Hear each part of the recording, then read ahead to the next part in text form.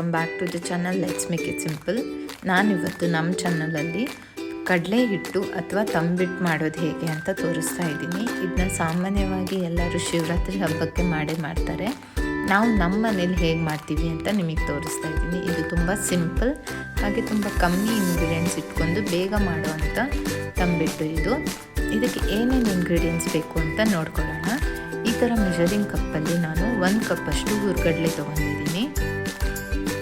ಅದೇ ಸೇಮ್ ಕಪ್ಪಲ್ಲಿ 1 ಕಪ್ಗಿಂತ ಸ್ವಲ್ಪ ಕಮ್ಮಿ ಬೆಲ್ಲ ತೊಗೊಂಡಿದ್ದೀನಿ. ಬೆಲ್ಲ ಇಲ್ಲಿ ಉಂಡೆ ಬೆಲ್ಲನ ನಾನು ಜಜ್ಜಿ ಪೌಡ್ರ್ ಮಾಡಿಟ್ಕೊಂಡಿರೋದು ಅದು. ಹಾಗೆ 1 ಏಲಕ್ಕಿ ಬೀಜ ಆಪ್ಷನಲ್, ಬೇಕಾದ್ರೆ ಹಾಕ್ಕೋಬೋದು. ಹಾಕೊಳ್ಳೋದ್ರಿಂದ ಫ್ಲೇವರ್ ಎನ್ಹ್ಯಾನ್ಸ್ ಆಗುತ್ತೆ. ಈಗ ನಾನು ಹುರ್ಗಡ್ಲೆನ ಫಸ್ಟೇ ಕ್ಲೀನ್ ಮಾಡಿಟ್ಕೊಂಡಿದ್ದೆ. ಅದನ್ನ ಒಂದು ಮಿಕ್ಸಿ ಜಾರಿಗೆ ಹಾಕ್ಕೊಳ್ತಾ ಇದ್ದೀನಿ.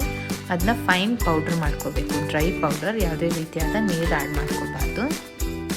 ಈ ರೀತಿಯಾಗಿ ಪೌಡ್ರ್ ರೆಡಿ ಆಗಿದೆ. ಈಗ ನಾನು ಆ ಪೌಡರ್ನ ಈಗ ಜರಡಿ ಮಾಡ್ಕೊಳ್ತೀನಿ. ಈ ರೀತಿ ಮೀಡಿಯಮ್ ಹೋಲ್ ಇರುವಂಥ ಜರಡಿ ಯೂಸ್ ಮಾಡಿ ಜರಡಿ ಮಾಡ್ಕೊಳ್ತಾ ಇದ್ದೀನಿ. ಈ ರೀತಿ ಜರಡಿ ಮಾಡ್ಕೊಳ್ಳೋದ್ರಿಂದ ನಮಗೆ ಲಾಸ್ಟಲ್ಲಿ ಸ್ವಲ್ಪ ಹುರ್ಗಡ್ಲೆ ಪೀಸಸ್ ಹಾಗೆ ಉಳಿದಿರುತ್ತೆ. ಇವನ್ ಅದನ್ನು ಕೂಡ ನಾವು ಮತ್ತೆ ಜರಡಿ ಮಾಡ್ಕೊಳ್ತೀನಿ. ನೋಡಿ, ಇಷ್ಟು ಹುರ್ಗಡ್ಲೆ ಪೀಸಸ್ ನಮಗೆ ಲಾಸ್ಟಲ್ಲಿ ಉಳಿದಿರುತ್ತೆ. ಅದನ್ನು ಕೂಡ ನಾವು ವಾಪಸ್ ಮತ್ತೆ ಜಾರಿಗೆ ಹಾಕ್ಕೊಳ್ತೀನಿ. ಇದ್ರ ಜೊತೆಗೆ ಪೌಡ್ರ್ ಆಗಿರೋ ಹುರ್ಗಡ್ಲೆನೂ ಆ್ಯಡ್ ಮಾಡ್ಕೊಳ್ತೀನಿ. ಈ ರೀತಿ ಮಾಡೋದ್ರಿಂದ ನಾವು ಬೆಲ್ಲನ ಪೌಡರ್ ಮಾಡ್ಕೋಬೇಕು.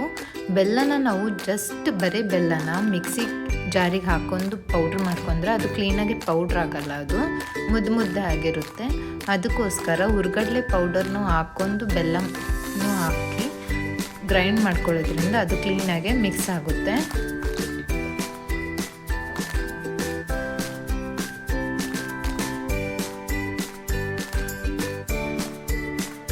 ಈಗ ಬೆಲ್ಲ ಆ್ಯಡ್ ಮಾಡ್ಕೊಳ್ತಾ ಇದ್ದೀನಿ. ಬೆಲ್ಲ ಬೇಕಾದರೆ ನಿಮ್ಮ ಸ್ವೀಟ್ನೆಸ್ಸಿಗೆ ತಕ್ಕಾಗೆ ಬೇಕಾದರೆ ನೀವು 1 ಕಪ್ ಆ್ಯಡ್ ಮಾಡ್ಕೋಬೋದು. ನಾನಿಲ್ಲಿ 3/4 ಕಪ್ ಅಷ್ಟೇ ಆ್ಯಡ್ ಮಾಡ್ಕೊಂಡಿದ್ದೀನಿ. ಹಾಗೆ ಏಲಕ್ಕಿ ಬೀಜನೂ ಆ್ಯಡ್ ಮಾಡ್ಕೊಂಡಿದ್ದೀನಿ. ಇದು 3 ಹಾಕಿ ಗ್ರೈಂಡ್ ಮಾಡ್ಕೊಳ್ತೀನಿ. ಈಗ ಅದೆಲ್ಲ 3 ಹಾಕಿ ಫೈನಾಗಿ ಪೌಡ್ರ್ ಮಾಡ್ಕೊಂಡಿದ್ದೀನಿ. ನೋಡಿ, ಈ ರೀತಿ ಇರುತ್ತೆ, ಅದು ಫೈನ್ ಪೌಡರ್ ಇರುತ್ತೆ. ಇದರಲ್ಲಿ ಯಾವುದೇ ರೀತಿಯಾದ ಮಾಯಿಶ್ಚರ್ ಕಂಟೆಂಟ್ ಇರೋದಿಲ್ಲ. ಹಾಗಾಗಿ ನಾವು ಇದನ್ನ ಆರಾಮಾಗಿ 15 to 20 ಡೇಸ್ ಫ್ರಿಜ್ಜಲ್ಲಿಟ್ಟು ಆರಾಮಾಗಿ ಸ್ಟೋರ್ ಮಾಡ್ಬೋದು. ನಾವು ಯೂಸ್ ಮಾಡ್ತೀವಿ ಅನ್ನುವಾಗ ಮುಂಚೆನೇ ಹೊರಗೆ ತೆಗೆದು ಸ್ವಲ್ಪ ಕಾಯಿ ತುರಿ ಆ್ಯಡ್ ಮಾಡ್ಕೋಬೋದು, ಇಲ್ಲಾಂದರೆ ಬಾಳೆಹಣ್ಣು ಆ್ಯಡ್ ಮಾಡ್ಕೋಬೋದು, ಇಲ್ಲಾಂದರೆ ನಾವು ಕಾಯಿ ಹಾಲು ಅಂತೇಳಿ ಮಾಡ್ತೀವಲ್ಲ, ಅದನ್ನು ಕೂಡ ಆ್ಯಡ್ ಮಾಡಿಕೊಂಡು ಇದ್ರ ಜೊತೆಗೆ ತಿಂದರೆ ತುಂಬ ಚೆನ್ನಾಗಿರುತ್ತೆ. ಹೋಪ್ ನಿಮಗೆ ಈ ರೆಸಿಪಿ ಇಷ್ಟ ಆಗಿರುತ್ತೆ ಅಂತ ಅಂದ್ಕೊಳ್ತೀನಿ. ನೀವು ಈ ವರ್ಷದ ಶಿವರಾತ್ರಿ ಹಬ್ಬಕ್ಕೆ ಈ ರೆಸಿಪಿನ ಮಾಡಿ ಹೇಗೆ ಅನಿಸ್ತು ಅಂತ ಕಮೆಂಟ್ ಸೆಕ್ಷನ್ನಲ್ಲಿ ತಿಳಿಸೋದನ್ನ ಮರಿಬೇಡಿ. ನಿಮ್ಮ ಫ್ರೆಂಡ್ಸ್ ಆ್ಯಂಡ್ ಫ್ಯಾಮಿಲಿ ಜೊತೆ ಶೇರ್ ಮಾಡಿ. ಹಾಗೆ ಈ ರೆಸಿಪಿ ಇಷ್ಟ ಆಗಿದ್ದರೆ ಒಂದು ಲೈಕ್ ಮಾಡೋದನ್ನ ಮರಿಬೇಡಿ. Thank you friends.